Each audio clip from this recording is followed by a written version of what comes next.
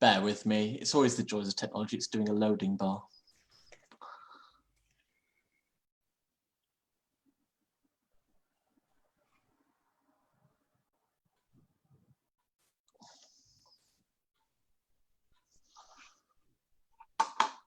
Right, good, it's working. Right, good morning everyone. Thank you everyone for making some time for London Green Party today. We've got 3 sets of hustings today. We're joined by the candidates for leader this morning, who will be introducing themselves very shortly. After the first 45 minutes, we'll be introducing the deputy leader candidates. And if you've got the stamina, don't forget this afternoon, we've also got a 2-hour hustings from 1:30, where you'll be able to hear from the candidates for Green Party executive, which are just as important as leaders and just will help shape and direct the future of the Green Party just as much as our leadership. So I want to thank everyone who's pre-submitted questions as well. We'll be asking a tranche of those first, but there is the Q&A tool, and I'd really encourage everyone who is here today to have a think about anything you might like to ask and put it in the Q&A tool, because without questions, this won't be the stimulating and important debate that we're hoping. So do feel inspired, hopefully. So we agreed at the beginning that all intro speeches are going to be 2 minutes. Stefan is my glamorous assistant who will be doing waving when you've got 30 seconds left, which has now become the convention for these hustings, yeah, as demonstrated. And we're also going to go in alphabetical order. So for the opening speeches, that's Rosie first. So when you're ready and in your own time, you've got 2 minutes to introduce yourself to our lovely attendees. Hi everyone, thank you for inviting me. I'm Rosie. I'm a Green Party councillor in Solihull. I was part of the Green Wave that saw successes up and down the country. It's amazing how far our party's come in the last few years, and I'm inspired by the hard work that's brought us here. But for me, where we are now is not good enough. On the doorstep, there are 3 stereotypes of the Green Party that really hurt us. First, that the Green Party is for white middle-class vegans. Second, that we're a well-meaning single-issue pressure group, but lack competence to govern. And worst of all, that a Green vote is a wasted vote because we just can't win. We have some choices to make. Are we content to be seen as a pressure group or a lifestyle movement, or do we want to be a serious political force, a party that could one day be in government? I want the Green Party to take that next step. How do we do that? First, we need to be serious about inclusion. We have to do a better job of engaging with people and communities who are not like us, making them welcome and speaking about the everyday issues that matter to them. Second, we need to be serious about credibility. We have to convince voters that we can competently address the whole range of political issues, and our policies must be backed by experts, professionals, and the scientific consensus. And finally, we need to prioritise winning elections. We have a proven system of success in local elections. Now, we need evidence-led, data-driven strategies to send more MPs to Westminster. That will take serious focus and investment of time and resources, starting now. I want to lead a conversation in the party about how to make these changes and work together to become the truly effective political voice of the Green movement.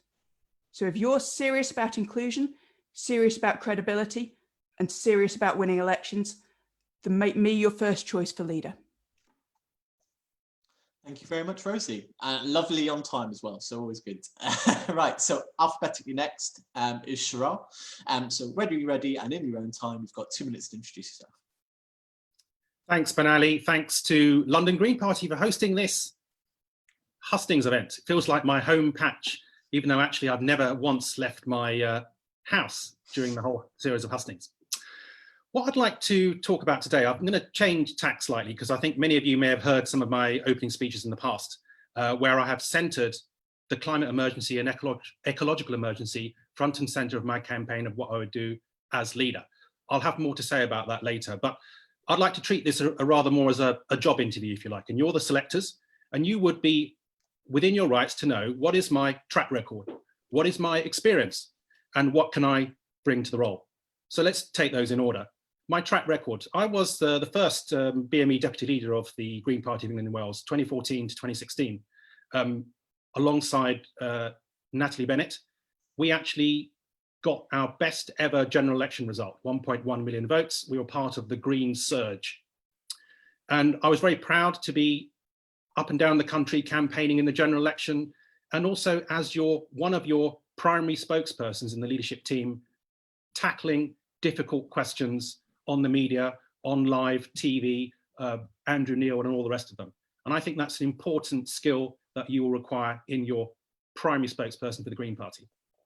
Secondly, experience. So I have that experience within the Green Party. I know inside out how it works. As one amongst equals on GPEX, I think you need to know that I would be able to hit the ground running.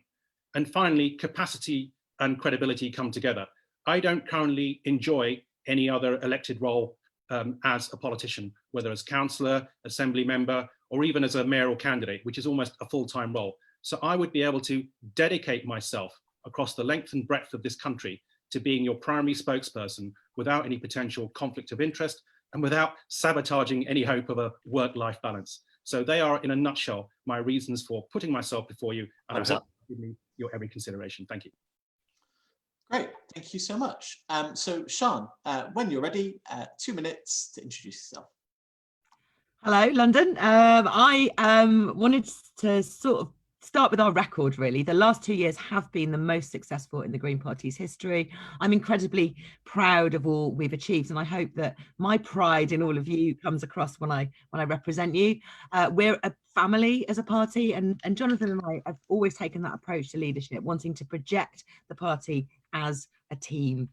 Now, we've just taken control of Brighton and Hove City Council, which means we've gone from being the opposition on 5 councils to playing a part in running 18 now. That's part of the record that we have. We beat the Conservative Party in the European elections. We've passed 150 climate emergency motions, and in the general election, our vote went up by 60%. We built an alliance with firm lines and principles. Now our candidates have a reputation for not being pushed around. And we also set the agenda in that election, launching the Green New Deal, an extraordinary radical manifesto, which withstood every single interview that it was tested in. This year, the elections have been put off, but I know we'd have had a record to be proud of in those 2. For the next 2 years, our pitch for this is 3 strategic necessities: clear new messages that only system change will work, that it's the same system destroying our climate, it's destroying our communities and oppressing so many people; more green credibility, demonstrating on the ground what system change means with better infrastructure and field support, more elected Greens getting more done.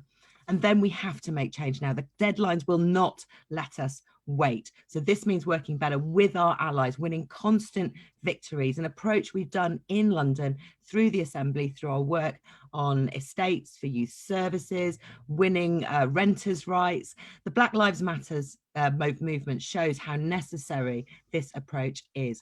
Jonathan and I have a clear strategy. We've got a record and the practical steps in place to get there. We hope you'll back us with your first preference again. Great, thank you so much, Sian, and thank you everyone for sticking to time. So we've had a range of pre-submitted questions, so I'm going to ask the first tranche of those. I'm going to ask 3 questions, and I'm going to give you 5 minutes to answer them. To mix up the order, we'll go Sian, Rosie, Shara. So I'm now going to read them out, hopefully in a manner that you can actually understand them. So question number 1. How can we make sure the Green Party breaks out of our white middle-class comfort zone? Question number 2. Do you think being an elected representative is a benefit, distraction, or irrelevant to being Green Party leader? And some of our local parties are small with very limited resources. What do you think should be done to help them make a positive impact in their local areas? So to sum up, white middle class, elected representative, and small local parties. So Sian, when you're ready, you've got 5 minutes to take those quite weighty topics on. I completely agree that we have to project more faces, more diverse faces into the media. I think that's work that you'll have seen, the work that me and Jonathan have done to try and make sure that we foreground the right people on the right issues. So you'll have seen, I mean, Vix Lothian is a teacher. She speaks on teaching.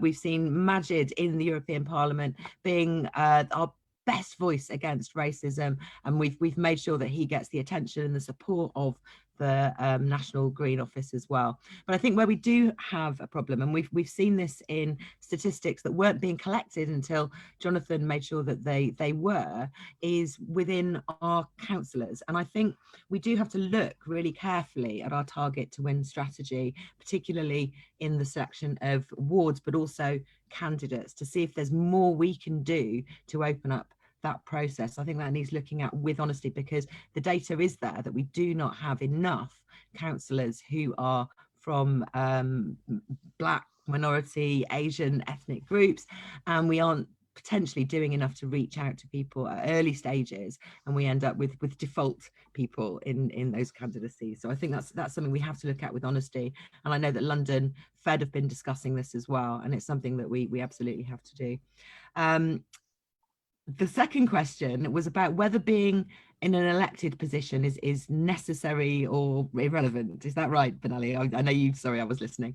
So I think it's really important that we do have people with experience of being elected in our leadership positions. I mean, Jonathan and I have both got a really good record of getting elected and getting things done after we're elected too, building up those victories, doing the bringing of new voices into things like City Hall, the victory we won in London, getting ballots for estate residents. There's no way that could have been done without reaching out, bringing voices into City Hall, making sure that there were campaigns on the ground, getting thousands of responses back to the mayor's petition.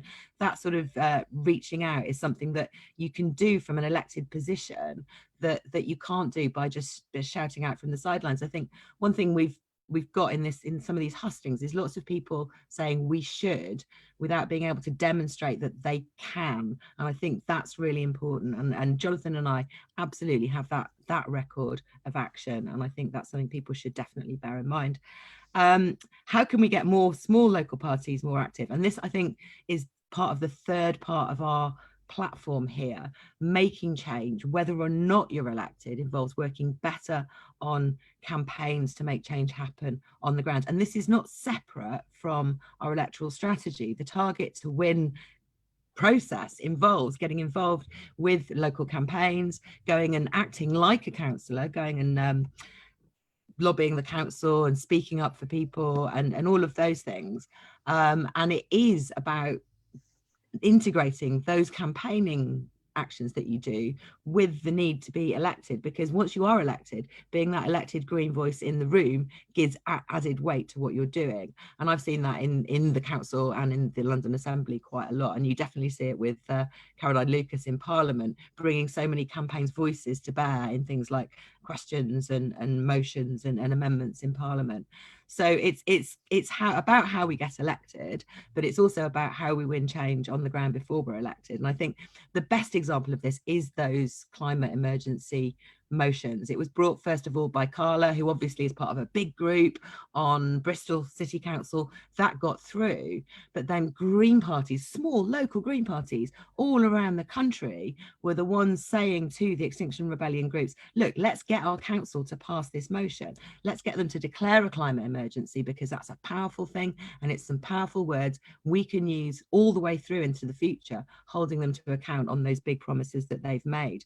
And that is the thing that I think we do. And obviously the climate emergency thing did happen, but at a national level within the leadership of the party, we don't make it part of our strategy. And that's definitely something that I want to make more systematic in the next 2 years, working with Jonathan and the rest of GPEX and the other parts of the party like the AGC, who are responsible for actually delivering that. We can be much more coordinated and much more effective if we do that stuff well, and it supports the growth of local parties right across the country. Great, thank you so much, Sean. So Rosie, 5 minutes for those questions. Thanks very much. Great. Thank you. So the question about the white middle class image, this is something that I feel really strongly about, actually, and it's something I mentioned in my opening speech. I think it's really important that when we're talking about diversity, we're not talking about some kind of quota or checkbox approach. It's not about finding brown faces to put on leaflets. And I feel that really passionately. We've got to build diversity in the party from the ground up. And that happens by going out and engaging with communities and talking to them about the issues that matter to them. So not lecturing them about our priorities, but talking to them about what's important in their local area. Solihull, I think, actually does this really well. And we have a third of all the BME councillors in the National Party at the moment, and 2 more target candidates that should have been elected last May. The thing to remember is that Target to Win is a toolbox. It's a set of election strategies. And as with any tools, they can be used well or they can be used badly. And the result that you get depends on how the approach taken by the people using them. So the way we've done that is by going out and really engaging with the communities directly. In Solihull, we have the safest green ward in the country. 84% in Chelmsley Wood voted Green at the last local election. And that is a very working class neighbourhood. Some of the areas in there are within the most deprived neighbourhoods in the country, but they vote Green because we've built those relationships. And we know that when Green councillors get elected, turnout goes up in those wards because they start to trust us, they become more engaged in that process. So that's something that we have to build over time. It's not something that you can do overnight, again, by finding the right faces to put on a leaflet or something like that. It's something we've got to take a much more integrated approach to. In terms of being an elected representative and whether that's an advantage or a disadvantage, I see that as a clear advantage. I think our leaders need to have that electoral experience and that experience of getting things done within the political system, because that's important. Understanding how to make change within the political system as it stands at the moment we're a political party, that's what we do. And sometimes it's counterintuitive. Sometimes things don't always work the way that you might think they work from the outside. So, I've spent the last year figuring out how to get things done specifically within my portfolio area of health and adult social care, and realizing that there's a lot that we can do from an opposition position without necessarily being in a position to push things through by having a majority. And again, it's that sort of experience that you don't get without actually being in there and doing it. It's like learning to swim. You can watch all the videos you like, you can read books about swimming, but until you've been in the water doing it, it's very hard to say that you've competently got that skill set. The other thing that being an elected representative does is it gives accountability. And I'm very aware that it's easy to surround yourself with like-minded people and to end up in a little bit of a green bubble, as it were. So you're surrounded by people who always agree with you and have the same ideas. For me, again, being a councillor, I'm always thinking, how's this going to go down if I try and explain it on the doorstep in Shirley West, where I'm a councillor? And what response am I going to get? And how is that messaging going to work? How's that going to come across to voters who may not think of themselves as green at the moment? And I think having that perspective, again, is really important for us, because if we're only talking to our own echo chamber, we're never going to break out of that 5% niche. When we talk about, I don't understand why we're not polling higher. Well, I understand very well why we're not polling higher, because I talk to people about it on the doorstep all the time. It gives that understanding of what we need to change in our messaging in order to reach those extra demographics. Support to small local parties. Again, I think this is important because while we have some areas of the country that are currently doing very well and have built that sort of infrastructure and that base, with parties who are either just getting started out or they haven't had so much experience, it's really important that we do give them a bit of extra help and support. And that comes both in the form of finances, but also in terms of expertise. So I'd really like to see more mentoring going on and maybe a partnership arrangement so smaller parties can partner with larger, more successful parties to learn from some of the lessons that have been developed in those areas. So time's up. Right, great. Thank you, Stefan. Right, sure, 5 minutes in your own time to answer those 3 questions. And I just encourage the audience, do remember the Q&A tool is there. I'll be taking questions from the audience for the next round. Thanks, Benali. Well, these are really excellent probing questions, and it really starting to feel like as the campaign goes on, people are identifying the things they need to know about, as if you were an interview panel, shall we say. So let me take those in turn. Firstly, we absolutely need to get beyond our comfort zone. And I would say we have been incredibly risk averse in our messaging, in our politics. Why is it in the general election 2019 that we were ranked lower than Labour by Friends of the Earth? That's unacceptable. It's because we weren't bold enough, and we're getting increasingly timid to talk about the system change that's required to contend with the climate catastrophe that we will face and the ecological emergency that we face. So I would want to get beyond our comfort zone in that respect, specifically with respect to visible ethnic diversity. And I have to beg to differ with some of the comments that have already been made. Firstly, it absolutely is the case, and it's not a tick box exercise, that if we are producing our own branded materials, websites and information materials, and we're providing the electorate with target candidates for a general election, up to 10 of them, none of whom are visible BME, something's gone badly wrong. Even in the fact that we think there's not a problem with that is part of the problem. There is, alas, institutional racism across society. And without going into the details, I have detected a lot of prejudice in our own party. That's a very sad fact. We definitely cannot just leave this to osmosis. And if you elect me, then you will get the bells and whistles of somebody with visible ethnic diversity, and that will help us on the credibility stakes. We simply cannot be producing videos in solidarity with the Black Lives Matter movement where we're not actually being the change that we want to see at the same time. In terms of the work that I did as deputy leader, I helped launch the first BME manifesto, and it wasn't a hard job. And Benali actually was instrumental in that, looking and identifying policies which could appeal to the marginalized, predominantly BME communities. That's what we need to be selling and punching above our weight and being a role model at the same time. In terms of being elected, well, it's not part of the job description as currently advertised. Natalie Bennett was a terrific leader, I think, by common consensus. She had no prior elected role. And actually, I'm not even sure it's desirable. It may be desirable to have had that experience, but you can acquire that experience through other means. I've been in the party 18 years. I've been up and down the country. I know inside out the workings of the Green Party, and I have supported campaigns, ones that I've stood in. Funnily enough, I actually saw somebody on Twitter trying to make fun of the fact that I had stood in over 20 elections and hadn't been elected yet. I don't think that is the nice Green Party that we know and love. That's the nasty party. And let me explain why and what was my answer to that. I'm proud of the fact that I stood, yes, in non-target wards, in list elections, to get other Greens elected. That's genuine team play. And I have a track record of helping others to get elected, and I'm proud of it.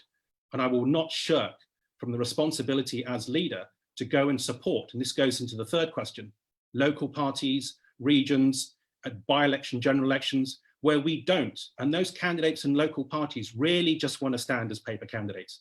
They want to see some oomph, because where we make change, where we get the Caroline Lucases of this world in, it's through hard graft. It isn't through denying the possibility of us winning. I mean, if I had a vote for every person who said, if I thought you could win, I'd vote for you. That's the kind of mentality we should have, that they should be voting for us because we do deserve to win. And I'm the leader who believes in ourselves. And absolutely, we should be polling double figures. When environmental consciousness is at an all-time high, why do I feel the need to have to be a founding signatory of Extinction Rebellion? Those youth are showing us the way by converging on Parliament Square, and they're putting our leaders to shame. And we are not, by any stretch of the imagination, leading the way on the climate emergency. And that's something that needs to be changed and needs to be fixed. Just going to check got about half a minute left, I think. Right. So finally, yes, just to summarise, we do need to reach beyond our comfort zone. It would help add a stroke on the credibility stakes to elect somebody, not through a tick box exercise, because I will be coming through on merit if you elect me. It isn't necessarily an advantage to be elected in a previous post. In fact, I'd say, as I've said earlier in the opening, it could present us with a conflict of interest, and it can also show that we're not serious about national politics. Because if I were elected in London in more than one role, I don't think that's a very good way of demonstrating my commitment to the rest of the Green Party of England and Wales. Okay, thank you very much for your time, and thanks for your questions. Right, thank you everyone. So we'll do another tranche of 3 questions, and we'll do it in a different order so no one is facing having to go first. This time, Rosie will put you first. So I'm going to read out another group of 3 questions, a mix of pre-submitted and ones from the audience floor. So question number 1, how do we convince voters in strong Tory areas like Romford that the Greens are relevant to them and their views? Question number 2, will you use the resources, experience and organising power of the Green Party of England and Wales to start moving towards a model of community organising, campaigns and direct action rather than over-investing in electoralism, a strategy that has consistently failed to help us deliver major necessary change on the short enough timescale to limit climate catastrophe as much as possible? And just for something different, how will you promote practical solidarity with the liberation struggles of the Kurds, Kashmiris and Palestinians and oppose the UK's collusion with their oppressive regimes? So when you're ready, Rosie, there's 3 questions: oppressive regimes, electoralism and breaking through in Tory areas. Okay. I'm going to change the order up there slightly. I'm going to start by talking about campaigns versus electoralism. I think it's important to understand that there are a lot of different organisations that are involved in fighting against the climate crisis. And I think it's absolutely right that there are a lot of different organisations because we all have different roles to play. And the work done by groups like School Strikes movement, by XR, by Friends of the Earth, they're absolutely vital in raising that awareness. But we have a specific role to play. We're a political party, and we're the only political party that can put Greens into the corridors of power. And I think by trying to be all things to all people, we lose focus on where we can achieve that goal. So by trying to spread ourselves too thinly, we don't prioritise enough on our electoral strategies. And that's one of the reasons I think we haven't had the results that we would like to see, is because our resources and our time and our energy has been spread through so many different areas. Now, I'm very supportive of a lot of the work that these campaigning organisations do, and they're absolutely critical. But I think we should be concentrating on where we can make a difference, because nobody else is doing that. Nobody else can do that. And when I look at the difference that our elected Greens do make once we get them in, whether that's at a national level with Caroline Lucas and indirectly via our members of the House of Lords as well, or also via our local councillors. And like as Sian's alluded to in her opening speech, we now have a role to play in running was it 18 local councils, which makes a real difference on the ground. And I think one of the things that we talk about as Greens is the importance of local politics and local decision making. And we need to back that up by actually showing that we believe in the importance of local politics and really sort of emphasising the difference that our Greens have made on that level. So it's not all about what goes on in Westminster. The local element is important too. So I think as far as I'm concerned, we're a political party and we should be focusing on being a major player, a party that could one day be in government. That's what I want to see. I mean, my ambition for the Green Party is to unify that progressive vote and to be a major political force. And we've got a long way to go to do that. We've got some serious changes to make if we want to be realistic about that. But I think we can do it. I think it's realistic. I think if we continue to spread our efforts too thinly, then we lose our opportunity in that respect. As far as appealing to in strong Conservative areas, again, this is something that I'm very familiar with. Solihull is a borough that general elections votes Conservative, yet we have 14 Green councillors, and we're looking at a serious plan to take over the council in the next few years. And again, a lot of that is about messaging. It's not about changing our values or our policies or our principles, which we have to be strong about. It's about how we communicate those to our target audience. And I think we can do that in a way that does appeal to Conservative voters. When I talk to people on the doorstep, a lot of the time they will agree with me about the importance of fairness and addressing poverty, and about ensuring that our public services are well funded. And, you know, a lot of the values that we have, and again, especially around the environment and the importance of conserving the environment for future generations, are things that they will feel very strongly about too. So we can connect on those areas where we have common ground. So I think it's entirely possible to appeal to those disaffected Conservative voters who have a disillusioned with the way that the party is currently going. But what we do have to do is to stay out of that tribal rhetoric that infests UK politics, and to present ourselves. Yes, we believe strongly in social justice, and we should be clear about that. But at the same time, we need to present that in a way that can appeal across the board. In terms of oppressive regimes, I'm sorry, I'm running out of time here. I think it's absolutely right that we oppose oppression wherever it exists. And I'm seeing a lot of this. Again, there were some examples given there. Another one that's close to my heart is what's going on in China at the moment with the, there's some really distressing videos coming out of time's up. So I think that's something that we really need to be strong about, and to make a clear point that we oppose that wherever it exists, and backing that up with our national messaging and with our calls for action. Great. So Sean, you're next, and then we'll go for Shira. Thank you very much. The Conservative areas question is a really, really good one. And I think we've got now, after 2019, we've got a number of emerging target seats across the country. And I think it's really important that the next stage of our work as a national party in our strategy is to find the right target seats to be developing for the next Brighton Pavilions. And to my mind, it's really important that some of these are Conservative facing, not just Labour facing. And so making sure that we've got things to say to people who might be thinking otherwise of voting Conservative. And I think a lot of people confuse Conservative voters with the Conservatives, and that's not the same thing at all. We have an awful lot to say to people who might otherwise vote Conservative, and I think it's exactly the same as it is for any other comparison. We have to be people that they believe are going to speak for them, that are going to amplify their voices, help them to have more of a say in what happens in their local areas, and the issues across which we work, things like transport, improving the buses, sorting out the bins, clean air, green spaces, local planning, making sure people have a voice.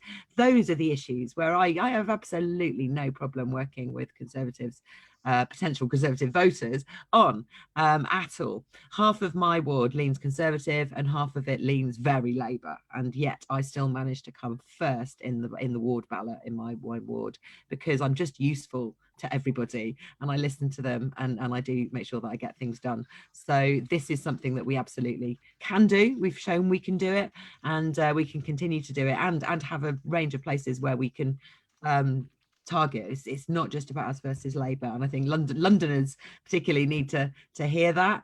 People in outer London, a lot of people in London have, due to high house prices, been moving further and further out, and so we've got big, strong new Green parties in outer London who are exactly thinking about this question, and it's very important to solve. In terms of campaigning, obviously, I mean, I've already sort of talked about that, the idea that we use not just our electoral campaigning, but we use the voice we can give people as the political wing of a mass movement, as a way of developing the party next. This is about winning change. And I think, you know, we've talked a bit about our credentials as people getting elected as part of this hustings. And I think one of the things you have to be asking all your candidates is, what have you changed? And I've got such a strong record, and so does Jonathan, of changing policy, of making changes actually happen in the real world. I've diverted about more than £500 million away from things like road building into things like walking and cycling and youth services. I've managed to win £70 million going into youth services that have been cut back appallingly. I've managed to change 2 major policies of the current Mayor of London into policies that were in my manifesto and not his. And we've always done that. And I say I've done that. I've been part of a wide coalition of community organising that brings in all the allies you need to make those changes happen. This is the experience I've got working as a campaigner before I was a politician and after I was a politician, and then before. I've been both, and I think it's really important that we have somebody in the leadership team who's got that wide experience, and both me and Jonathan have that in absolute spades. When it comes to solidarity and international movements against oppression, I think the examples in the question were right, because there's a lot of peoples out there who are struggling with self-determination, who are defending their rights to have their own countries, their own decisions, their own democracies, and are being oppressed. And I think there's a really common theme there that we could make more of in our communications. But also we are now developing much better infrastructure so that our international committee, people from liberation groups who want to do solidarity actions and draw things to the attention of the members, can do so much more autonomously. The systems out there that'll be able to get you to start a campaign or petition. And the shining example of this is obviously Ben Ali's fantastic, straight off the bat, start a petition, organise a demonstration at the Dorchester Hotel when the Sultan of Brunei said that he was going to start bringing back the death penalty for homosexuals. And that's absolutely appalling. And Ben Ali was straight in there using the tools that we have as a Green Party to mobilise, and it made a real difference and really drew attention to that. And I think, you know, well done, and more of that, please, everybody, and we'll give you the tools to do it. Forgotten I'd done that, thanks. Right, Shirar, you're up next. Cheers, Ben Ali. I hope you hadn't forgotten how much work you put into that BME manifesto either in 2015. I honestly didn't organise this for you all to praise me, but I'm very happy it's headed this way. Praise is always necessary. Yeah. Thank you. So look, thanks for those questions. Let me take them in the order that have been given. I'm going to start by showing you an interview which appeared in a newspaper, a left-leaning newspaper, a double-page spread, and I'd hope to have many more of those opportunities if elected leader. And it's talking about eco-socialism and why we shouldn't be shying away from it. And why is that relevant to this question about Tory voters? Well, even on the chat in previous hustings, I've seen people trying to sort of having out about whether we're a socialist party, whether we're an eco-socialist party, or whether we shouldn't be classifying ourselves or identifying ourselves and potential voters along those lines. I think we can have the best of both worlds, and let me explain what I mean by that. We should not be denying, and we should be unashamed about the fact that we're a socialist party. And that is not some highfalutin political ideology. That is actually a fact about how we do politics. We care about the basic needs of individuals across our society and in other parts of the world, whether health, housing, and education. So to be a socialist is to be egalitarian, is to care about equality, is to care about discrimination wherever it occurs. And we are nothing if not socialists. Now, if people complain, well, let's not use the language of socialism because it's going to put people off. This is just another great example of how risk averse we are. We should be taking ownership of that language. And we will also be creating a home for the politically homeless from the Corbyn era. And that's something we should be doing. It's an easy win. We are socialist and we're eco-socialist. We're green socialist. So what's the other part of the piece here politically that we can help gain access to other voters along? Of course, we should be appealing to Tory voters. Not necessarily all of them. It depends what their principles and values are. So as deputy leader, I was regularly asked to speak in some of the shires about how to win over. In fact, I was brought up in Bromley. That's pretty as conservative as they come. How can we appeal to Tory voters? That's a question that we need to interrogate and have an answer to. And there are answers to it. What we don't do is give up on the environmental justice cause simply because the voters aren't standardly left-leaning. So we do appeal to their environmental motivations. We do appeal, which is quite a big motivation that anybody in the human race might have, to avoid universal death. So it is the case that we can punch above our weight. We can mold ourselves, different strokes for different folks. We can mold ourselves to the audiences that we're speaking to, and we can have the best of both worlds.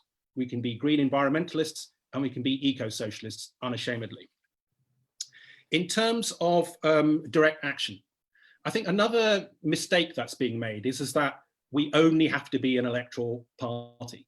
Well, that would be unconstitutional for a start. We are and always have been more than an electoral machine. And why? Well, if you just look at the whole logic of us getting elected, it is and always has been about what we do when we get elected. It's not just about wielding votes in the chamber, important though that is. It's about the campaigns and the transformation socially, economically of society that we need to see. And that doesn't just happen when you get elected, but being elected is one useful, productive means of furthering those objectives. And direct action falls into that. And again, we're becoming risk averse. It's as if we can't even comment on Extinction Rebellion tactics. And it's as if we want to be able to side with the conservatives in the worst sense of the term. We're going to be conservative in our thinking about the fact that it might be upsetting people. We're not looking beyond the reasons for those direct actions, which have to be intelligent, non-violent, and we need to call it out if it strays beyond that. But we absolutely need to shake things up a bit here, and I think I'm one of those who is best placed to do that. I have a track record on non-violent direct action. In terms of practical solidarity, I'm just going to check the time here, unless somebody can tell me how long I've got left. 35 seconds. We again are not discussing international relations as much as we could. And take Palestine, take the Uyghurs in China now, who are facing what many are calling genocide. On Palestine, it's as if, I mean, I haven't heard the leaders speak once about the annexation of Palestine recently. And Israel have countless UN resolutions against them. It's as if the anti-Semitism smear campaigns have become the be-all and end-all, and they're designed to stifle legitimate criticism of Israel. And I want to make sure that this party, which is why I'm putting a motion to the next conference again, puts that to bed. Up. We are not going to be facing the same problems and travails that Corbyn had. We are going to be saying we want to be able to campaign on board divestment sanctions, and that fits in neatly to direct action. Thank you. Right, thanks everyone. So we are near the end. We're going to give everyone 1 minute to round out their conversation and sum up the debate, and then we'll move on to the deputy leaders. I know a few panelists, ended up coming into the event a little bit late. I will say, if you did miss the beginning and you want to watch it back, we have Facebook live streamed the entire event, so you will be able to see any of the wonderful answers and intros that all our candidates kind of put forward. So we agreed that we'll go in reverse alphabetical order. So Sean, you have 1 minute to close out.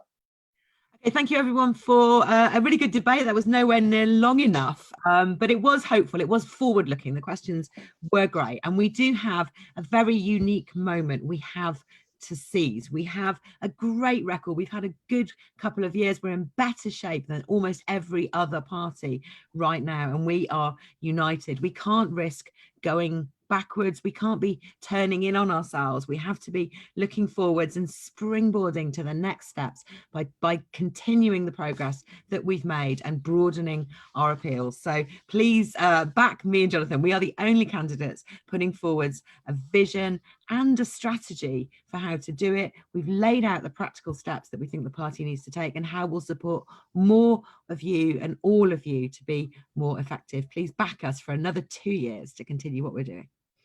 Brilliant, thank you. If my alphabet is right, Shirar is next. Thanks, Banana. Your alphabet is absolutely correct. It really is time for a change, and politicians who are standing for election publicly or internally often say that we need change, and this is the time for it. I think the current incumbents have done a fantastic job, but it is time for another face of the Green Party, frankly. And what is it that I will be doing as that face? I'll be reaching out to people who currently classify themselves as politically homeless. And far from us navel gazing, I want us to be externally facing. There are lots of women voters who feel politically homeless, and we have got to be articulating their voices and concerns, including within our own party. It is absolutely shocking that women in our party find themselves unable to convene meetings internally or externally without fear of being trampled over and deplatformed. That is not right. We have to encourage debate in this party, and I would be showing the way in terms of how debate happens externally. I will be engaging with anybody and everybody. Thank you as your leader if you elect me. Right, Rosie, you've got the opportunity to close out as well. Thank you, and thank you everyone for coming along today. I think this election is a debate about the future of our party. Your candidates, we share some very similar values, by and large. But I believe that we need to become more than a pressure group, more than a campaigning organisation or a lifestyle movement, because those already exist elsewhere. And while they do some excellent work, that's not who we are. We have an opportunity. Only we can get Greens into the corridors of power and at the table where those important decisions are being made. And that's what we should focus on. This isn't because we want power for its own sake. It's because that allows us to make a difference. In the last few years, Green councillors in Solihull have pushed the Conservatives into declaring a climate emergency. We've pushed for a ban on single-use plastics. We've saved Greenbelt land. We've offered homes to Syrian refugees. And we were the first council to set up a COVID hardship fund for social care workers because of work that I did. Now, I know that Green councillors all around the country have done similar things. And this is why getting Greens elected matters. Imagine what we could do with more councillors, more MPs, more assembly members. So if you're serious about inclusion, serious about credibility, and serious about winning elections, then make me your first choice for leader. Great. Thank you so much, Shara, Sian and Rosie. It's been really, really great to hear all those debates. We're going to have a quick comfort break of 2 minutes while I get the deputy leaders in as panellists. So do feel free and we'll start again in 2 minutes. Oh, Sian. I want to watch the next section. So can you take me away from being a panelist so that I can come in as a normal viewer? I will downgrade any Otherwise, of you I'll who come in again as a panelist. I will downgrade everyone who is down as a panelist. Yep. And same here, please. Me too. Thanks, Benali and Stefan. I'll leave and come back in a few minutes. Thank you, everyone.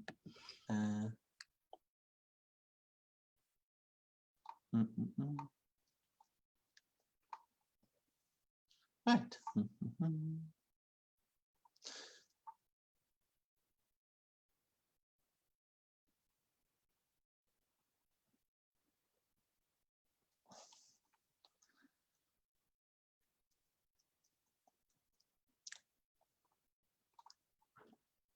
So I realise watching me click isn't the most exciting thing in the world, but it is part of the necessary process, I'm afraid. There we go. Pleased to announce I found all the candidates. They are here, so thank you, everyone. Right, just wait for Cleo to.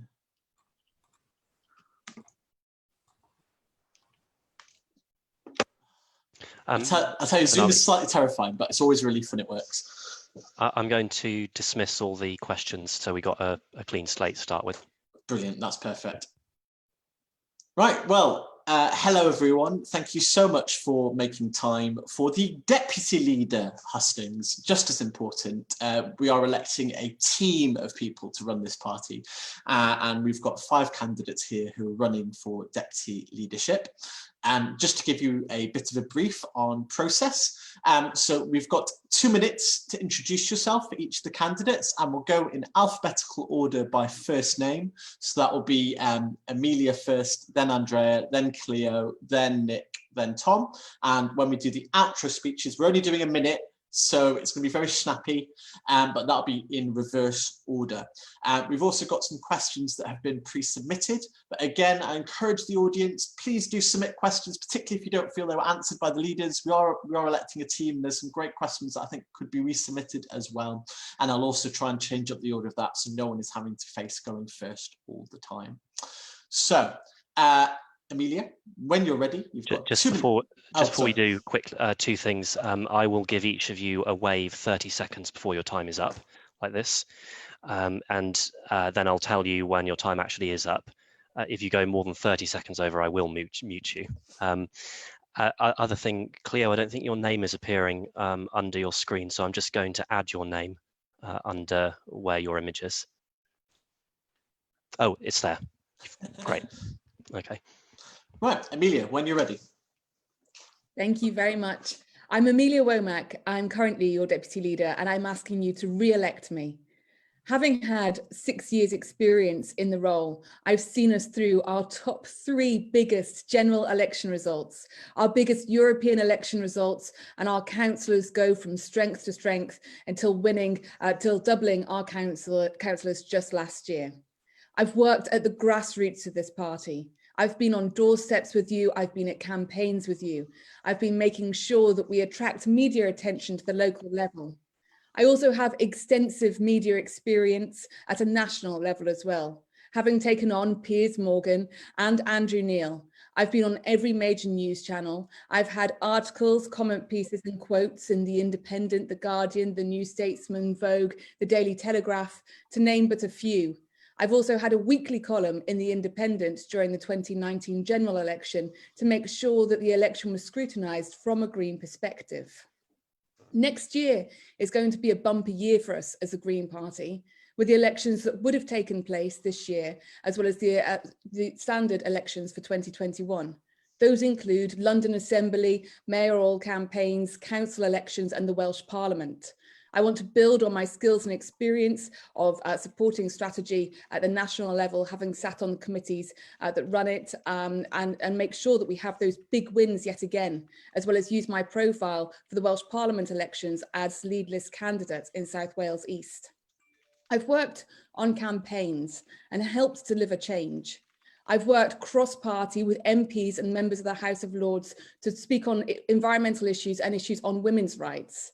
I've made sure that we've campaigned as a party and that we have been heard on issues around making sure that we tackle inequality while staying below 1.5 degrees of warming. I've still got a lot to do.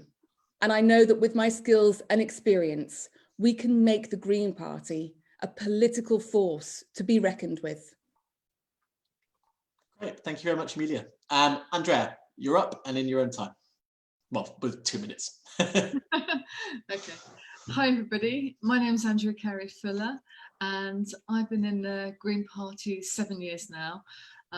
Lewisham Green Party. My background is in advocacy, which is sort of helping a whole range of disadvantaged groups, from everyone from asylum seekers and refugees, people with learning difficulties, disabled people, looked after children, older people, to have their voice heard and to make sure they get access to the services and the care and their rights that they're entitled to. So within the Green Party, I've been an avid campaigner on things like Stop TTIP with Global Justice Now. I've campaigned on housing issues, set up housing meetings in Lewisham to campaign for more social housing. I've spoken at Goldsmiths on a platform with Owen Jones, speaking about housing issues, especially around students and mental health issues around students. I've campaigned for 4 years to save Tadmor Wildlife Garden. So I was on London Live twice for that, to speak up, to try and get the garden saved as part of a sort of community collaborative plan. My current role is a volunteer coordinator of the Neighbourhood Forum, and I've been using the Localism Act to push for some more social justice in planning. I'm very keen to bring a breath of fresh air to this party, and would urge you to vote for change and to support Greens of Colour during this time of Black Lives Matter as well. Thank you. Great, thank you so much, Andrea. Cleo, you're up next, 2 minutes. Hey, well, greetings everyone, and it's good to be here another day, another Hustings. I'm really keen to see that there is someone of African heritage join the leadership team, and that person would be me if you elect me. For some of you who may not know, it's actually the United Nations Decade for People of African Descent, so I think this is significant. People of African descent have made a significant contribution to Great Britain. And amidst the Black Lives Matter movement and into making history with the reparations motions that the Green Party has been part of, why wouldn't you and why shouldn't I be the next deputy leader? I've been a councillor since 2016, and that experience is going to be invaluable in terms of supporting all our candidates up and down the nations. I'm also working harder to demystify the political process and get as many citizens as possible to be able to engage and make the political process more accessible, so that people can work and get involved on the local level, perhaps through citizens' assemblies, and then local council, and then of course nationally. I also lobby for arts and culture, including significantly lately freelance artists and small cultural venues. I believe in wealth redistribution, youth empowerment, digital inclusion, and social mobility, and of course, protecting the environment. Once we take conversations overground, we will see that there are many voices with many thoughts, many solutions, many people who matter and care about what is going on in their world and the world at large. These voices can no longer be broken records. It's time for change, it's time to listen, it's time to collaborate with our grassroots citizens on the ground who've been flying the flag for equality for decades. Let's join forces with them. I believe I'm the person to do that. Thank you, Cleo. You're all doing very well with time, so thank you. Nick, you're up next.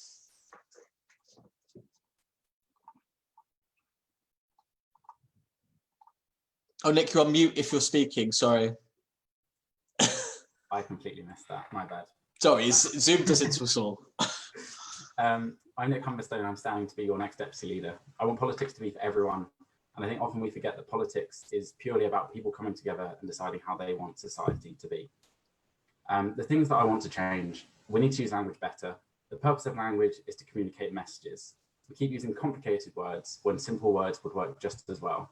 I myself have felt barriers of language when it comes to getting involved in politics. I generally talk in a pretty casual way. That won't change. I think it's a really great way to connect with ordinary people, not just political people. I think we need to talk about the right policies. We're a political party, so we have to have an answer for absolutely everything. We need to show that we're ready to deliver a society that works for everyone, that tackles inequality and discrimination, and makes the lives of people across England and Wales happier, as well as tackling climate change. We can't expect those that are having to choose between heating their home and eating to support us if they think we only care about the environment. We also need to work with others. It's not just part of our path to success, it's the kind of politics we want to be doing in Parliament, and it's also the kind of politics we want to see in our communities as well. When people work together, they can achieve so much more. We won't necessarily always agree with other parties, and that's fine, but we should actively be offering to work with them at every opportunity. As your next deputy leader, I'd want to be reaching out on day one to leaders of all other parties. When it comes to the climate, we only have 10 years left. When it comes to people, we can't wait any longer. If you want politics to be about people, and if you want politics to be about working together to deliver a society that works for everyone, then please make me your first choice for deputy leader. Thank you. Thanks, Nick. Tom, you're up next. Thank you. Hi, my name's Tom. I'm running for deputy leader of the Green Party. I joined the Green Party when I realised the other political parties had failed to protect our environment. I believe my broad experience in the party, helping others get elected and putting myself forward for public office in a wide range of political contexts, places me well to be a voice for the party in England and Wales. We know that capitalism has failed and is wrecking people's lives and our planet. The Green Party has a fantastic policy platform which says we need to move away from consumption-based growth concentrating wealth into the hands of the few and towards a localised circular economy which values well-being. To those who think we should seek to establish a politics beyond left and right, that's simply not the world we live in. People want to know where we stand, and we stand firmly on the side of the most marginalised communities, the key workers keeping the country going, and the campaigners who believe we can act now to avert a climate crisis. A universal basic income on top of a reformed welfare state, a Green New Deal with 1 million high-quality jobs, these are all policies which we agree are great and just, but by shying away from being clear about our politics, we do ourselves a disservice. Another great green policy is our commitment to the rights of trans and non-binary people. Greens have spent years writing good policies about LGBTIQA+ rights, but a small vocal minority of people in our party have put our credibility with the LGBTIQA+ community at risk. As a non-binary person myself, I am acutely aware of how damaging that small number of voices can be. Risking our credibility like this makes it more difficult for us to take action on the climate emergency. The 2019 general election saw our most recent attempts to reach across party lines and put simpler choices to voters at the ballot box in order to get out the Tories. Labour ignored the Unite to Remain alliance and the Prime Minister got a massive majority. We need to recognise that attempts at electoral pacts have failed and to move on. As your deputy leader, I would use my influence to argue against further such experiments and instead seek to ask all voters in England or Wales to vote Green. So I'm asking for you to vote for me as number 1 for deputy leader, so I can be a strong green left voice for the party, build back our credibility on trans rights. Okay. Thanks, everyone. So we've got 2 questions now that we'll give you 3 minutes each for.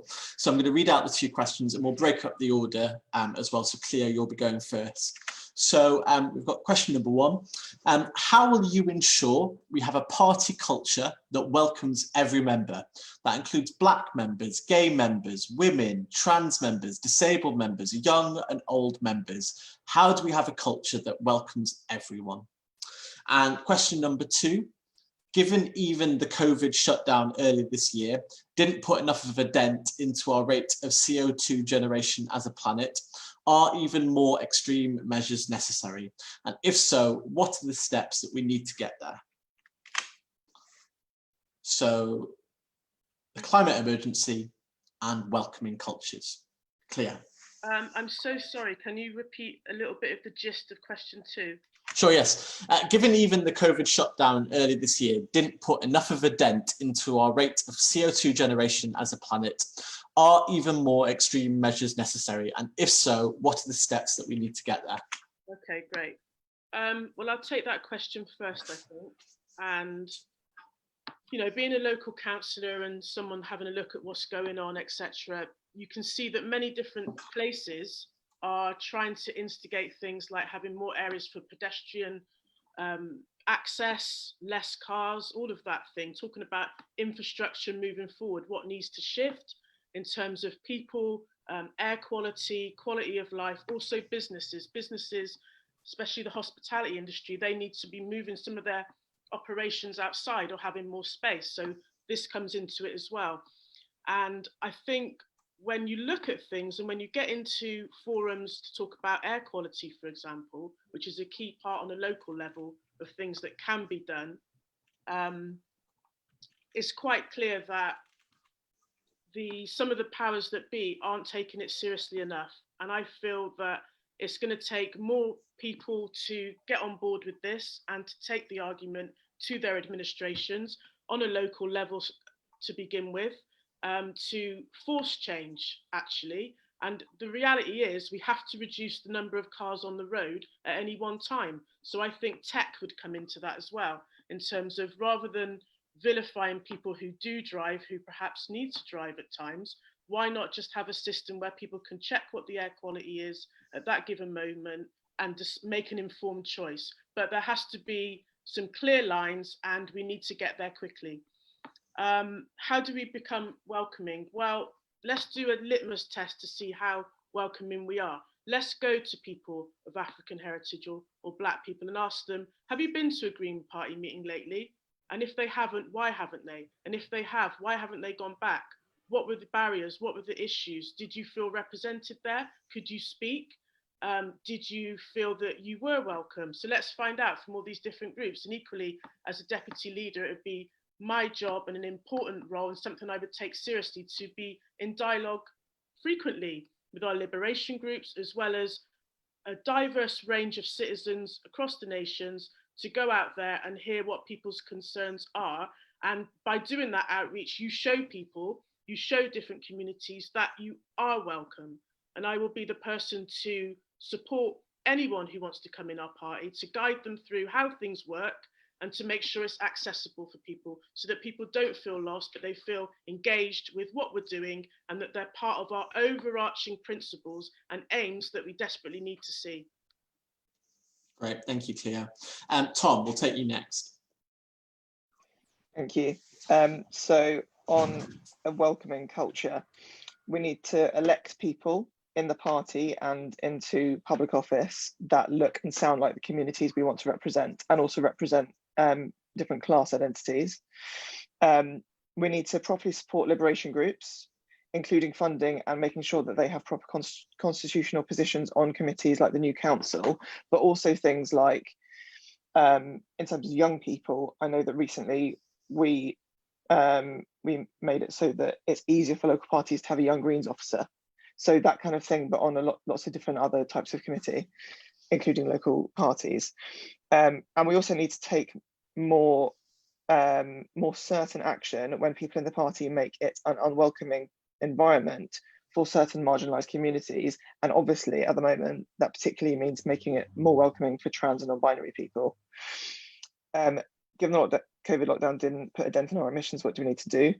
I believe we need to take an all of the above approach to the climate emergency. So that means things like voting, getting people to move their money if they've got pension pots, making lifestyle choices like eating less meat, but also doing all those things like writing to your MP, getting involved in direct action if you can, to really raise the level of ambition of everyone in society. And related to that, I think that we as the Green Party need to check ourselves regularly to make sure that we are stepping up to the level of ambition that needs to be stepped up to, because it's only going to get more urgent as the years go by. And I don't know if our policies are adequate at this moment in time, bearing in mind that things just keep on escalating. Like we've had that new, I think it was a methane leak in the Antarctic, which got detected last week. So we need to be making sure that we are properly stepping up to the challenge. Great, thank you so much, Tom. And we'll go for Andrea next. Okay, I'll take the climate issue first. One of the things that we can build upon is something that I was involved in quite a few years ago now with the Green Party, and that is developing really good, close, consistently close relationships with renewable energy companies and working with them on their agenda. Because one of the things that we found out when I helped organise the Renewable Energy Dinner Dialogue was that we haven't got enough long-term funding in things like tidal energy. And obviously tidal is fixed, it's not like wind, it's not variable. And we're an island, so this is something that we should be developing and making more use of. We need to really push. I mean, there should have been a ban on diesel cars and maybe even petrol cars by 2025. But because there's been so much delay, that's obviously not going to happen. But we still need to push for that as soon as possible. And there's a petition at the moment to get those cars phased out by 2030. But it's not just about the type of car, it's about getting across some of the messages about how people personally need to take responsibility for their part in reducing climate change. And it's about families getting into their heads the idea that they need to reduce down to one car that people share. COVID has presented us with some great opportunities to see that a whole raft of people can work from home. So we can reduce the amount of people that are reliant on any form of transport if we've got more people working from home, and that gives a greater work-life balance. Things like tree planting and things, we need to get onto our councils. All these councils have taken urgent motions for action on climate change, but what are they actually doing and how far are they actually going? Again, COVID's presented some good opportunities in terms of, more cycle lanes, looking at better pavements and pathways. And we need to encourage that. I saw a fantastic photo on Twitter the other week of a disabled person, wheelchair user, making use of cycle lanes because pavements aren't always friendly. So we need to, really work on those things and look at the key messages within the Lucas deal that we want to get across and get people on board. Now, in terms of the Green Party having a culture that welcomes everybody, we need to make sure we have that under our rights and responsibilities policies. And right now, women make up half or maybe a bit more of the Green Party. I don't know the exact figures. And we need a women's rights policy to do that. Everyone else is welcomed in terms of rights and responsibilities, but not women at the moment. And I know myself because I've experienced misogyny in this party. So that's something we've got to work on to make sure women are effectively included, empowered, enabled and supported to do Time's well. up. Okay. Great, thank you. Emilia, you're up next. So on the coronavirus and climate change and carbon emissions, it's really incredible everything that we've seen happening. I can't begin to tell you how many interviews I've been on where people say rapid change just isn't possible. Yet we managed to adapt to coronavirus in a way we simply haven't adapted to the climate emergency. And I think we've proved that we can deliver rapid change. The thing is that we've also proved through this is we're not going to convince 100% of people that climate change is real or that they should take action. We can't even convince 100% of people that coronavirus is real and that they should wear a mask. That's why while we're campaigning, we must ensure that we're having those wins about when change needs to happen, whether that's making sure that we're phasing out vehicles or making sure that we're talking about how we have warmer homes and all of these aspects. But this is why we need Greens elected. We can't just keep campaigning on issues. We need policy in place to ensure that the greenest option is the cheapest and easiest option for everybody, so that people don't need to think about what they're doing for climate change. It's just the default that the green option is simply the way. Whether that's from public transport, warm homes, renewable energy, the list goes on.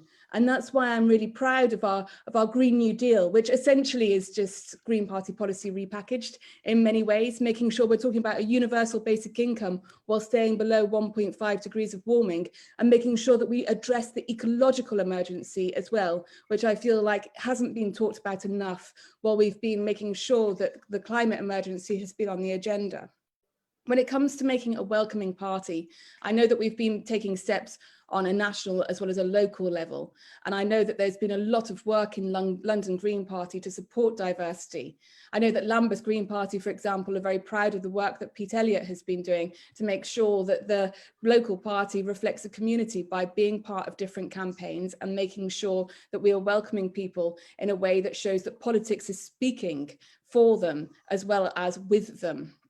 And so I think that while we have all of our meetings and events, it's the people who are at those events that make the decisions that make it accessible for them. So the timing of our meetings, for example, will be the best time for the people who are already at the meetings.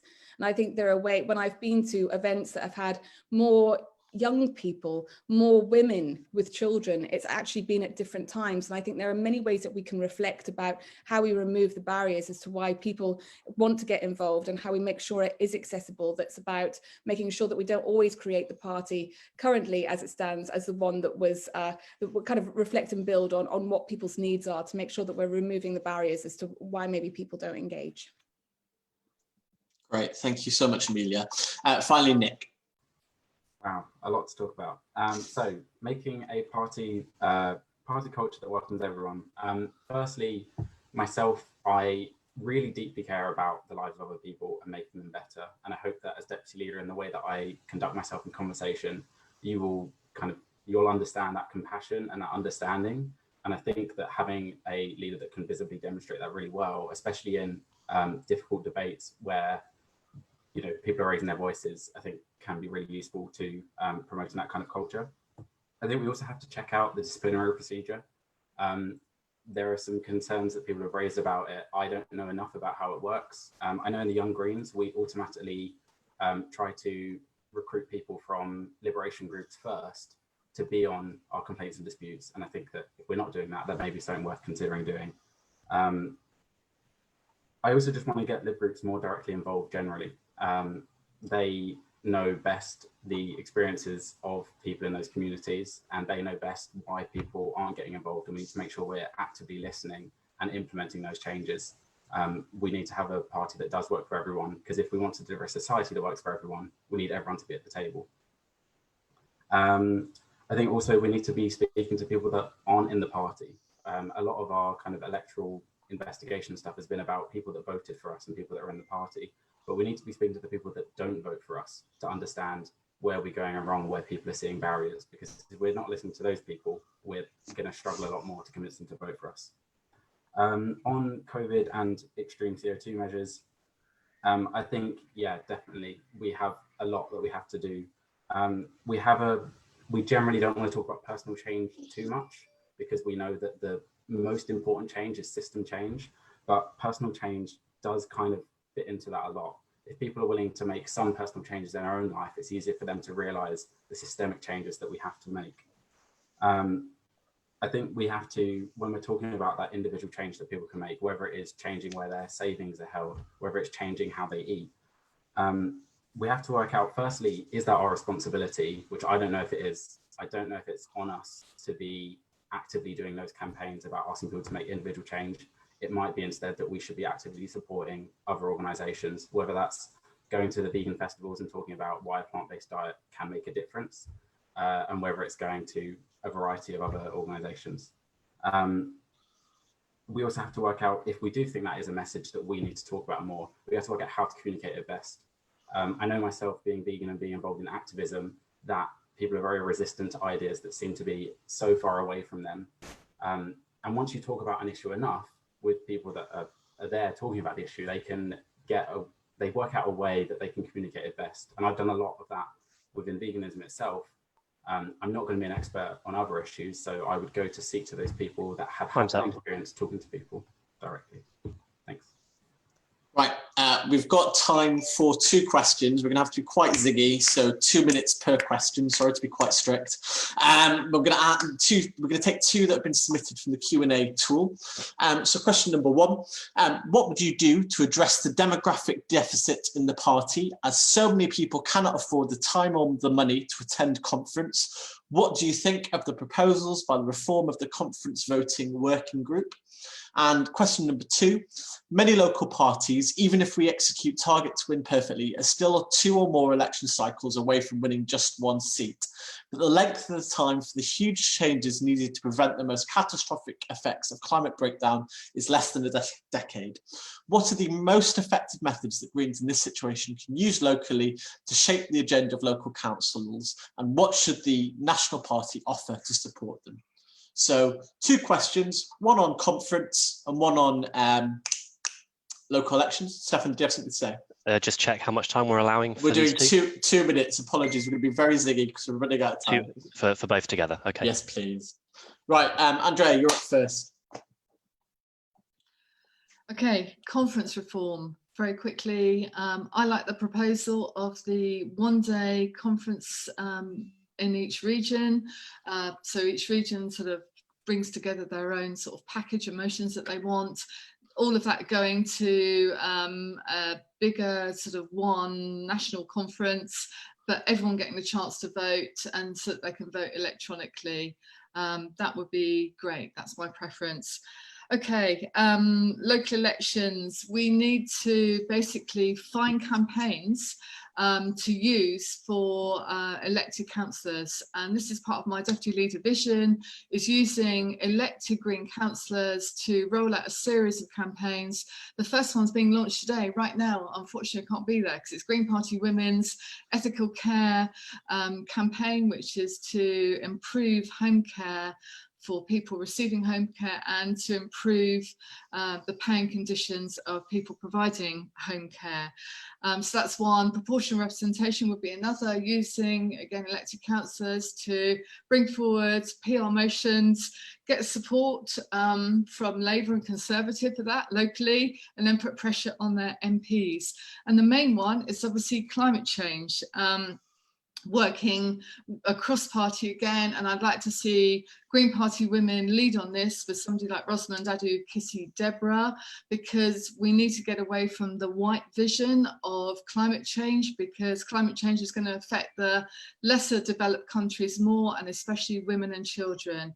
And we need to have an annual event on that, but to do the campaigning all the time. Thank you. Nick, you're up next. So when it comes to demographic deficit, I think there is a huge problem. We have up to about 1,200 people at most going to conference out of 52,000-ish members. That's difficult to back up as being democratic. We know that it's an expensive event. It's held in a physical location. It's hard for people to get to. We definitely need to make changes.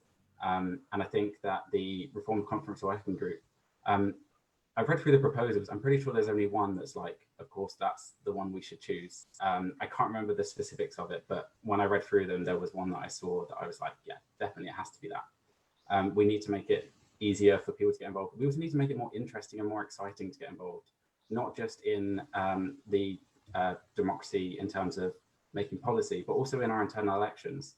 Not many people get involved in these elections. Last time we saw 7,500 votes for leader, and then less for deputy and less for every other role. We need to be working out how we can make people be actively interested and feel like that they're getting involved makes it better, because it does. The more people that are there, the better we can have a discussion about the future of the Green Party. When it comes to local parties and target to win, I don't know the specifics of what people can do on the ground. I know that as a deputy leader, I would want to be reaching out to people that haven't considered themselves involved in politics before, and reaching out to people that we not necessarily would usually reach out to. People that vote Tory and people that vote Labour aren't the same as people that are Conservative members or Labour members. And I think if we explain our policy well and get the messaging right, those people will also be green. I think that most people are green when they look at policies. So I think we just need to work out the messaging. And if we have more people on side and can convert more people into activists, then you'll see more success locally as well. Great, thank you very much. Cleo, you're up next. Well, I think it's about accessibility and reflecting on what does it actually mean to be a member of the Green Party.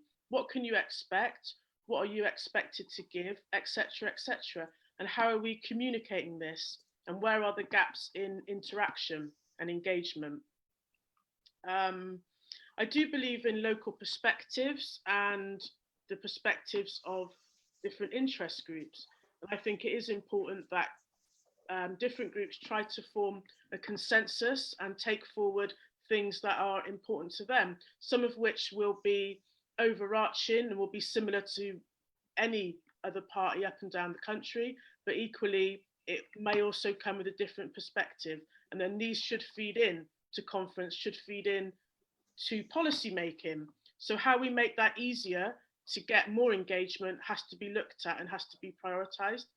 In terms of getting more MPs, let's try to be positive as well. Let's think that actually anything is possible. We didn't predict when we said Happy New Year coming into 2020 what would happen this year so far. So we don't know what's going to happen. But what is clear that not enough will happen if we're not serious about pushing the information and the agenda towards the poverty emergency. We have to be raising that as loudly as we do about the environment, and then for sure we will get way more people joining us, backing us, and getting elections. Electoral reform is needed. Let's also ensure that we diversify our young Greens, make sure that they are represented, and continue to support them, continue to support the young people in terms of the climate strike. Don't let their demands go unheard, and perhaps follow in the footsteps of Wales and get votes at 16, lobby for that. Education is key in that regards. You know, many people will debate about whether sex education, relationship education should Time's be in up. primary schools. but let's spend more energy lobbying for political education and environmental education from a local and world view to be urgently instigated in schools. Shadowing and mentoring is also important. Great, thank you, Cleo. Emilia, you're up next. I think it's really powerful that we're taking the question to conference to our members. I feel that making sure it's accessible as possible is vital to make sure that the voices heard in our party aren't just the voices that are able to attend conference that for many can be expensive, as well as obviously take up a lot of time, which might not be available to them. I'm not going to say what my preference is, because I think it's really important that I'm not championing something that's about what works for me, but about listening to what works for you. And I hope everyone will get involved in that process. And that's the question about the election cycles is really important. And it's obviously different for London than other places across the UK, where I feel each year, especially with things like national messaging as well, we're able to kind of collect people who have elections every single year, versus in London where you've got elections every 4 years, which creates a slightly different aspect to how Target to Win works. I think that as I've said before, we need to get more Greens elected, but campaigning should be at the heart of that as well. And I see local parties across the country being campaigners and making change happen by doing things such as working against developments that aren't best for people or the environment, about talking about ending road building and actually campaigning for better public transport networks. And those campaigns are really vital to prove that we're speaking for communities, as well as proving the difference that Greens make. The amount of times I go canvassing and people are shocked that their local campaigner isn't already a councillor, because they've seen them make more change happen in a small amount of time than they've seen those people on their councils. But what we need to do is empower our local parties to do that. And I'm really proud that Action Network is now available to everyone across the country to make sure that we're able to be campaigning and petitioning, because elections don't just happen when you go to a ballot box. Politics doesn't just happen when you go to a ballot box. Politics must be about petitioning, lobbying, campaigning, protesting. And I'm really proud that we're working to build that further in our party. Great, thank you very much. And Tom, you're up next. Thank you. So what would you do to address the demographic deficit in the party and conference reform? I think this might mean democratic possibly, but I'm hoping that I'm going to answer both anyway. Reform of conference voting is very interesting, and I'm really looking forward to the debate in the party about it, and it's an important one to have. I'm not necessarily the best person to lead on the answers to this, because I'm not personally excluded. So I'll be really keen to hear from other groups in the party about what they want. And I certainly want to make sure that we get as many Green Party members as possible involved in our decision making, because if we don't, then we're not as democratic as we'd like to think we are. In terms of lobbying other parties and taking power in terms of political decision making without a seat at the table, the other parties are increasingly feeling the heat with pressure to act on climate change. Because of everything that's going on and young people all striking, I think we should be speaking to local communities and with community groups to build coalitions to pressure incumbent parties to be more ambitious. But we should definitely still be using Target to Win, because that is a very effective campaigning tool. I've pretty successfully used Target to Win to come second out of 5 after having not stood a candidate before, and that's in a very conservative / Lib Dem area. So it can be a very effective tool, but absolutely do the coalition building at the same time. Great, thank you so much, and thank you everyone for answering those questions. I will make sure that we will send some of the questions that haven't been able to answer live to the candidates, not tomorrow, a little bit later, so we can make sure all the questions are answered eventually. I'm really sorry we didn't have time for more. What we're going to do just to close out the debate is just to give all the candidates a quick 1 minute opportunity to close out the debate, and then we'll let everyone get their lunch. Just to remind everyone, there is another debate afterwards for the GPEX elections, the Green Party Executive, which will start at 1:30, and everyone is more than welcome to join that, even if you haven't RSVP'd. I'll pop the link in the chat box at the end.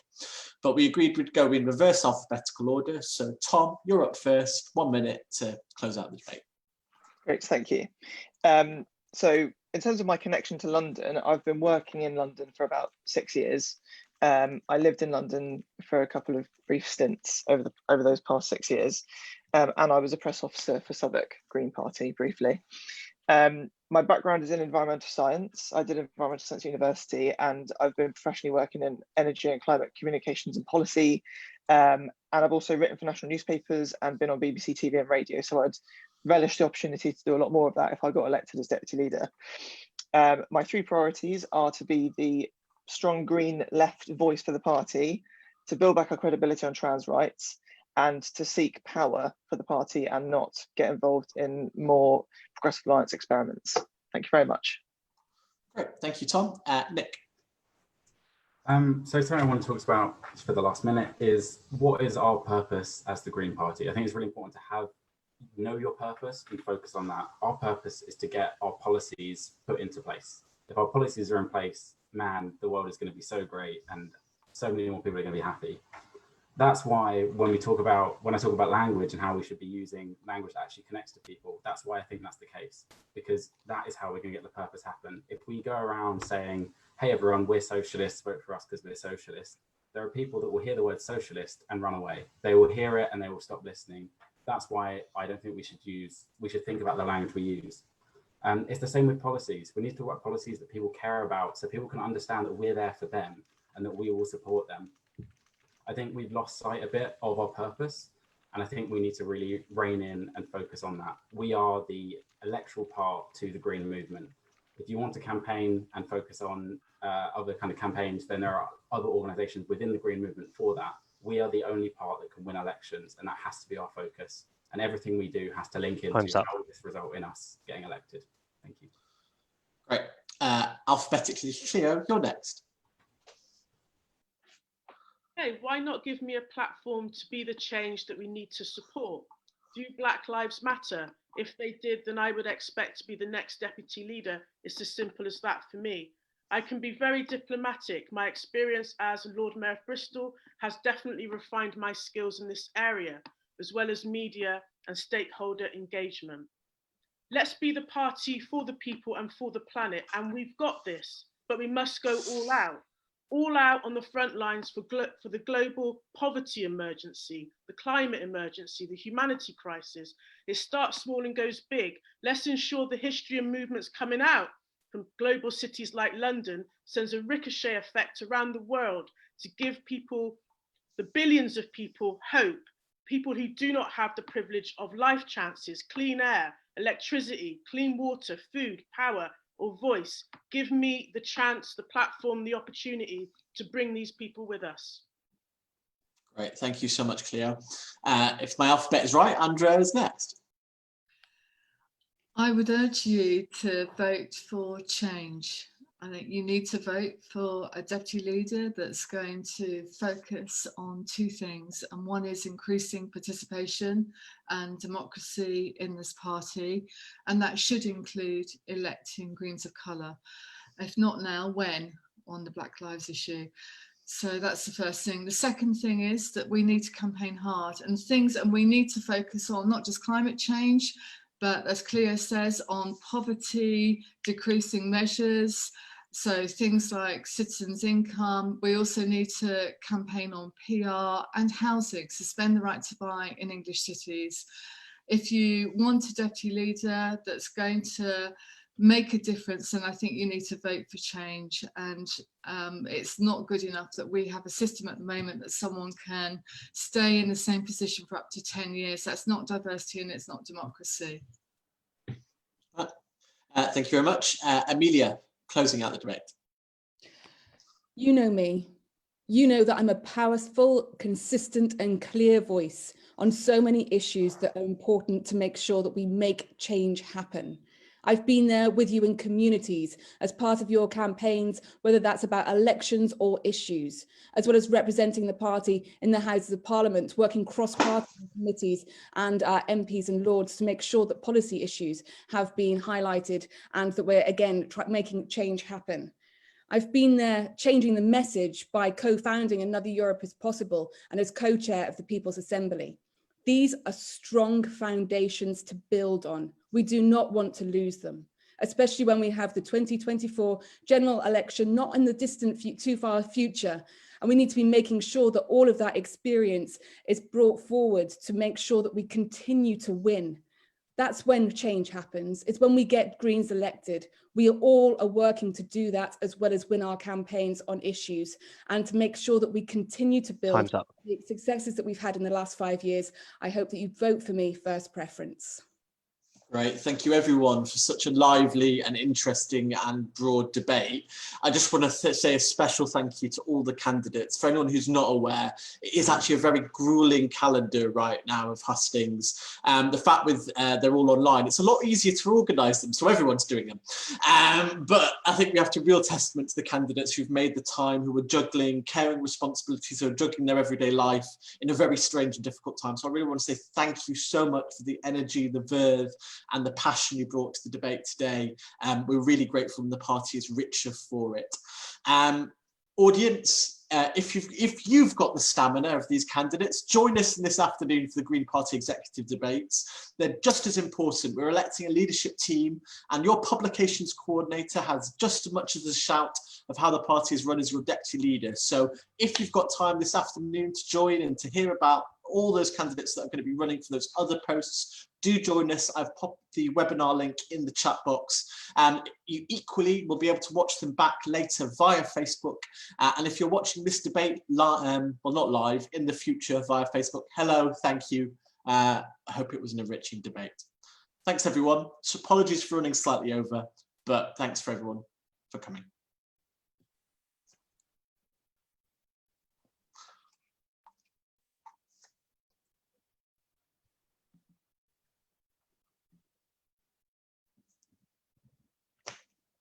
Thank you very much for your assistance. No problem, and thanks for swapping over again. That's right. I hope you get better soon. And yeah, I'll see. I'll go and congratulate. I don't think I've said in person, but congratulations on Hackney co-chairdom. Ah, thanks. Sounds like some good things are happening. Yeah, it's exciting. We've got a lot planned. We've got our Q&A on Tuesday for people who are interested in running for councillor. Awesome. Rosie has very kindly agreed to come speak about what being a councillor is like. So we've got a celebrity draw. Hey, well, that's awesome. Well done. Cool. Yeah. Right. Enjoy the rest of your Cool. afternoon. I'm glad I'm not speaking this afternoon. Yeah. Good luck with this afternoon. Thanks. Ciao, ciao. Cool. See ya.